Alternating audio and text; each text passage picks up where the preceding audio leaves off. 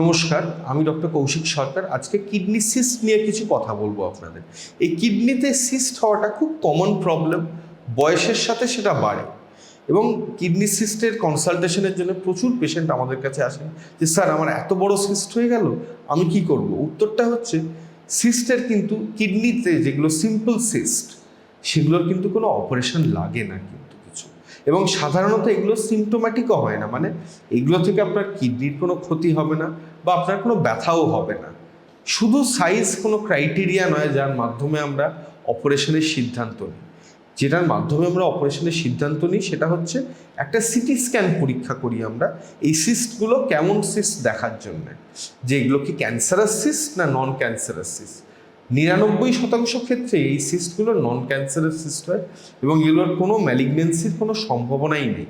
কিছু কিছু ক্ষেত্রে থাকে, সিটি স্ক্যান করার পরেই আমরা বুঝতে পারি যে এই সিস্টটা খারাপ হতে পারে, তখনই আমরা অপারেশনের ডিসিশন নিই আমরা। এই সিস্টগুলো ক্যান্সারাস না নন ক্যান্সারাস এটা কিন্তু আলট্রাসাউন্ড থেকে বোঝা যায় না।